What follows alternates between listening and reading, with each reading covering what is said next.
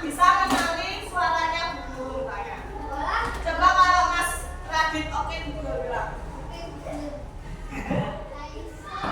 Bisa. Kenapa? Karena oke Google ini baru Bu Guru aktifkan tadi untuk ngajar di sini. Nah, itu sebagai contoh. Semakin banyak data yang diberikan semakin pintar. Kenapa? Dia belum terlalu pintar karena belum bisa membedakan suaranya Bu Guru dan suaranya Radit. Ya enggak? Nanti Bu Guru bisa melatih ini. Jadi HP-nya Bu Guru akan Bu Guru masukin data suaranya Bu Guru lagi. Jadi Bu Guru akan lebih sering rekaman lagi supaya dia mengenali hanya suaranya Bu Guru. Makin banyak Bu Guru masukkan data suaranya Bu Guru, dia akan semakin pintar. Semakin pintarnya gimana? Dia akan memilah, bukan suaranya Stovika itu. Nah, itu cara kerja dari AI. Sampai sini bisa dipahami? Oke. Yang kedua, KA bisa membuat keputusan. Apa tuh hubungannya sama? Siapa yang suka main Mobile Legends? Atau game apapun misalnya? Pernah kalian latihan tapi pakai komputer?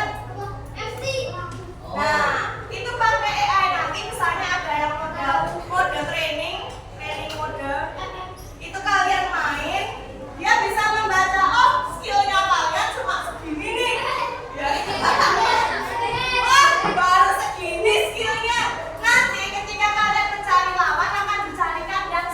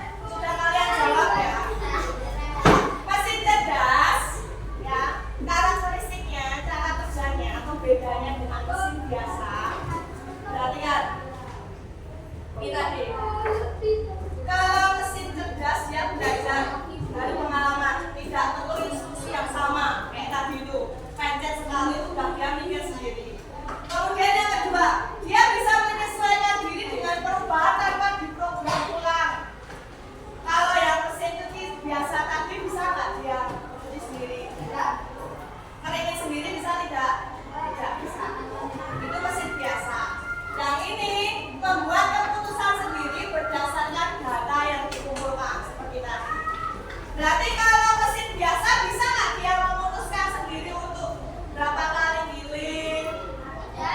Tidak. Itu bedanya mesin cerdas dan mesin biasa. Kira-kira kalau guru kasih contoh-contohnya kalian bisa membedakan nggak? Nah sekarang coba kepala tegak semuanya. Oke, jangan ngantuk. Kita saatnya untuk bekerja sama diskusi dengan teman-temanmu. Semuanya tepuk satu, tepuk dua, tepuk tiga. Oke, konsentrasi.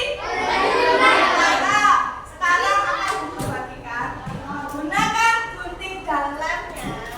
Diskusi dengan teman semesta untuk tentukan apakah ini masuk mesin cerdas atau mesin biasa.